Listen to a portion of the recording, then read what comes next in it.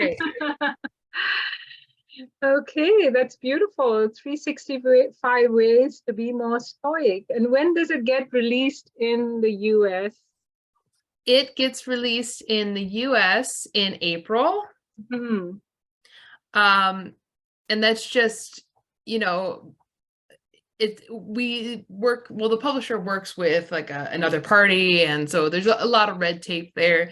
So, but there are some people in the United States who insisted on having it for the holidays. So they ordered from the Amazon UK site. Right. And you will have to pay a little extra, but I think the book winds up being somewhere around $24. And that's not bad for a hardback. I've paid more than that, Yes, so. yes, yes.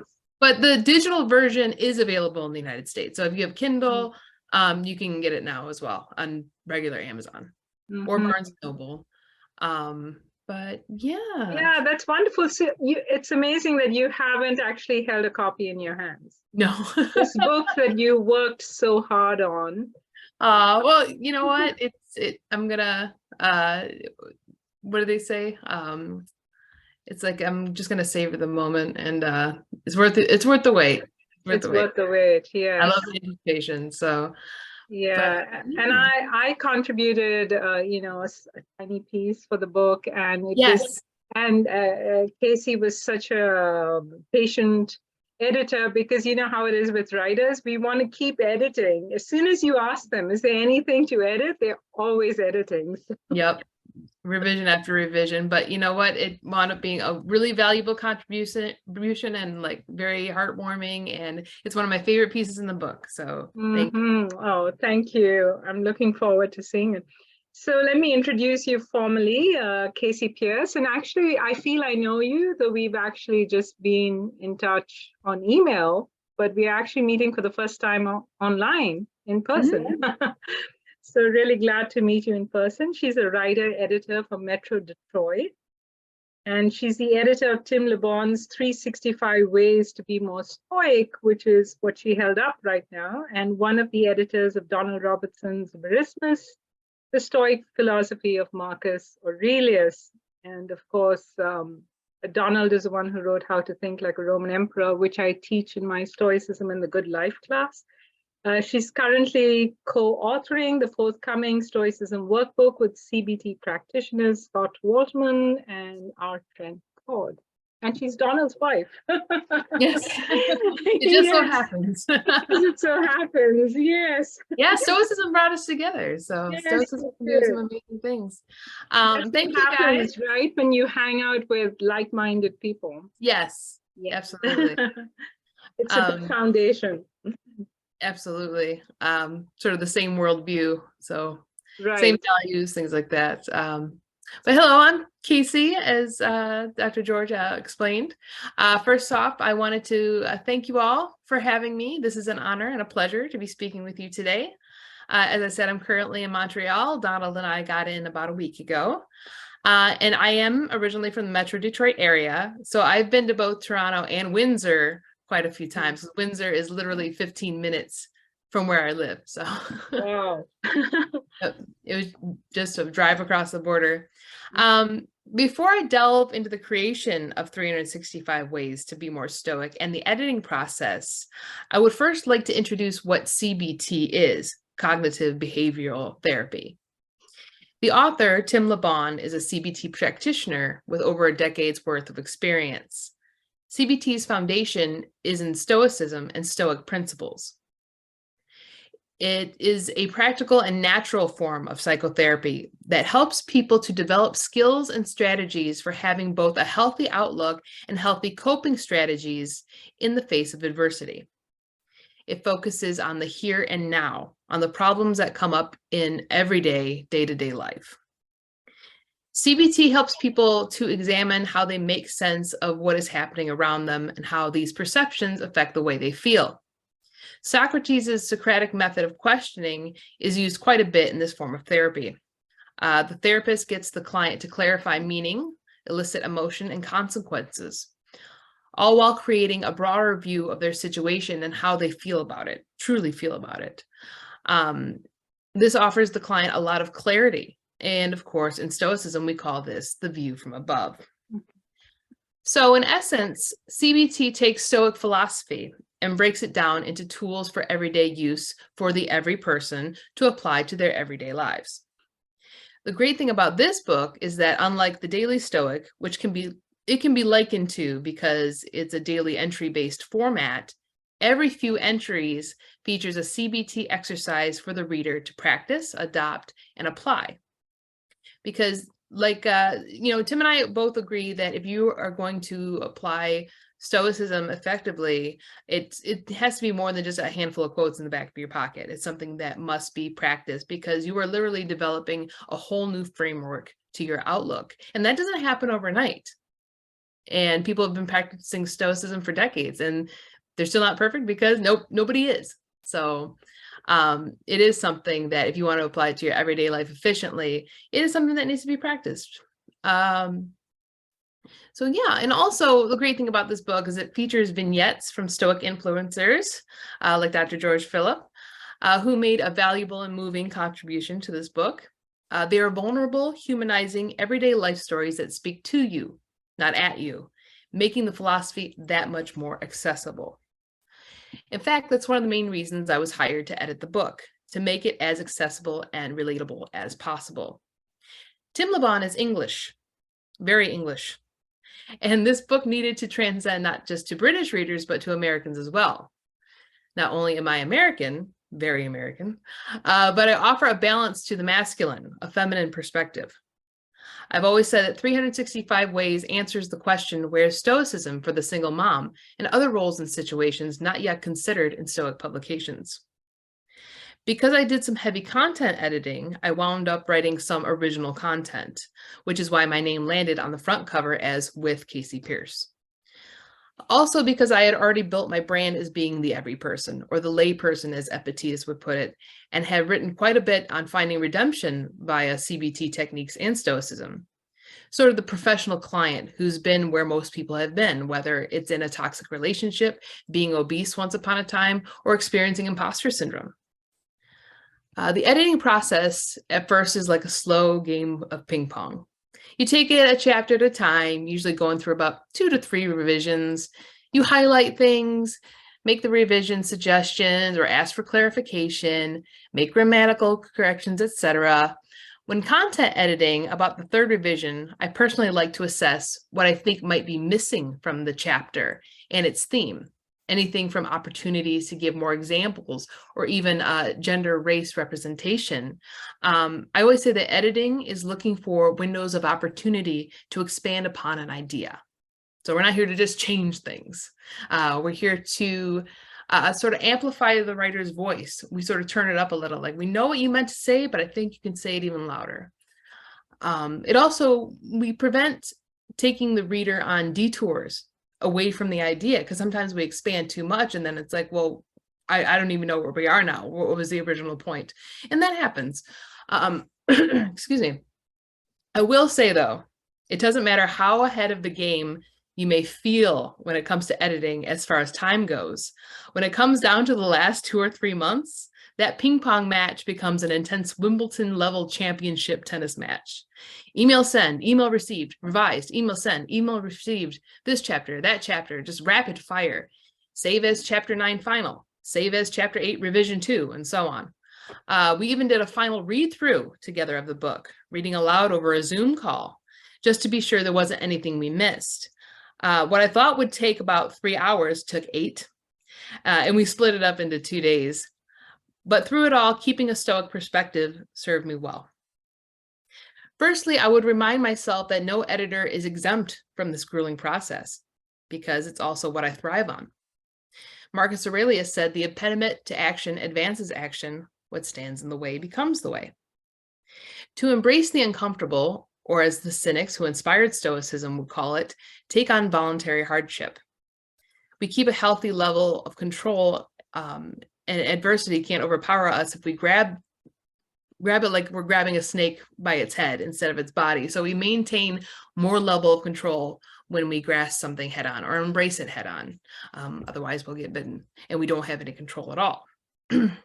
This notion coupled with time projection, which is a CBT Stoic principle. Marcus talks about this in his meditations when he talks about how this moment in time, when we're in the thick of it, seems chaotic and endless, but it will soon be a distant memory. For thereby you will continuously look at human things as smoke and nothing at all, especially if you reflect at the same time that what has once changed will never exist again in the infinite duration of time. This editing process was going to end. Just smoke in the distance, and when that smoke clears, we will have a brilliant and hopefully timeless book that will change lives for the better. So yeah, it's all worth it. And you just have to keep remembering having the end in mind. Time projection works really well. Also, and I know it's a bit more of cynic thinking to see things in black and white, but sometimes thinking that way makes decisions easier. Epictetus said, first say to yourself what it is you would be, and then do what you have to do. Full stop. That's it. So are you going to do what it takes to be a writer editor? If not, then just do something else. I mean, that's pretty much the bottom line. So yeah, and working on this book, I feel made me a better Stoic. Because although during the content editing, I was there to sort of fill in the gaps and think of more examples, expand on ideas, clarify things, we always learn more when we read. So, and Tim taught me more about CBT, and that really opened the door for me to write my own book from the client perspective with Scott and our Trent. So I was really grateful for that. So always see things, no matter what job you take on, is this a window of opportunity? And go from there. Thank you. You're welcome. Thank you, Kasey. And how did your day look like as you worked on this project? Like what, did you do activity scheduling? Did you have deadlines? Yes, I found that it helped to make short range deadlines. So stretch goals. Like I want to have chapters 1 through 3 in and revised, finalized in 2 months. So by this date. And I felt the short range goals really helped in the long run, but still you're always going to have that last 2 to 3 month stretch where you forgot something, or in publishing is always hurry up and wait. And so the publisher will ask for this or that, or by the way, we need everybody to sign these permission slips. Oh, wait, we worded it wrong. So we need, you to send these out so we can use this or that, the other thing. And, but that's how it is. And again, I thrive on things like that. So, yeah. So is structure and discipline something that came easily to you, or is it something that you worked hard at? It's something that I worked hard at. And I found that things in life, aside from editing, it kind of snowballed into that. I felt like, I think it really turned the tide over 10 years ago when I lost over 100 pounds. Because that was also... That's incredible. I said, wow, that's incredible. Yeah. Thank you. Yeah. And using Stoic techniques as well. Unknowingly. What Stoic techniques did you use? Time projection, a lot of time projection, a lot of embracing the uncomfortable. There's definitely a lot more. I did write a Medium article about it too. Also, the grand scheme, the view from above, knowing that it's not going to happen tomorrow, but it's going to happen. And then, a year is just a blink in time. And that's what it took. You think about how quickly last year went. Well, I mean, years we got. So. Do you want to say some more about time projection for those, you did touch on it, but do you want to elaborate a little bit on that? Yes, absolutely. Absolutely. So why do we do things? In my opinion, it's for the feeling. We could say, I have my name in a book, it's for the legacy, it's for this, it's for that. Well, I like the feeling of accomplishment. I also like the feeling of being proud of myself. And I think everybody deserves to feel that. So you think of how you feel right now, that's not going to serve you. You're sitting there struggling and you're like, this is never going to end. I really don't want to do this. And then one thing leads to the other. And then you're just like, I'm just going to give up. But if you can see yourself, also embodying a sage really works too. If you can find somebody who has accomplished what you have accomplished, I always say it's not acting to strive to embody all the traits of someone that you look up to. It's helpful. It's just having a role model. So why not be that person? Do what you have to do. And there's no reason you can't embody the traits of somebody else that you look up to. So if you know somebody who's been there, who's lost all that weight, either talk to them or study them or know that you can do it too. There's absolutely nothing that separates us. And there's nothing that separates us because I always say we're all going to meet at the same place, the graveyard. Nobody's better than you. It doesn't matter your social class or education level. You have the ability to do pretty much anything. So losing 100 pounds, yeah, you can do it. Mm-hmm. Are you going to get on the first try? Maybe not, but who knows? But you got to do it. And I think it really helps to have someone who's been there. And that's what I try to be for everybody on a massive scale in my Medium articles, Substack. Yeah, I'm a professional human, as it were. But yeah, I feel like when we're trying to problem solve, it's important to be in the moment and worry about the here and now and not what's happened in the past, because we have no control over that. We have to, what is within my control? And if I can control this now, what is the future going to look like? If I don't get control of it, what does that future look like? That's time projection. Yes, and the view from above is a lovely way of, sort of having this vast view, right? Instead of that claustrophobia of just that moment. Oh, absolutely. Absolutely. It's sort of like when someone says it. So if you are at work and you have a bad day and you have consecutive bad days because you have made that value judgment, this is a bad day. Okay. And then it destroys your worldview because you're like, well, therefore, I don't like my career. Therefore, I don't like my job. Therefore, I don't like the people that I work with. And then again, it snowballs. Or you can take the view from above and say, okay, well, what happened today that made you deem it immediately? This is a bad day. Okay, you had a boardroom meeting. Okay, you gave a presentation. Okay, someone disagreed with you. That's it. There are a lot of gray areas in life, but this is not one of them. And it is within your power to give something a value judgment. It doesn't have to be a bad day. It could be a bad moment. Mm-hmm. And then you can enjoy your career. You can give yourself those freedoms. You can like your coworkers. You can even be excited about going into work. Imagine that. But it is within your power to feel that way, to have that outlook.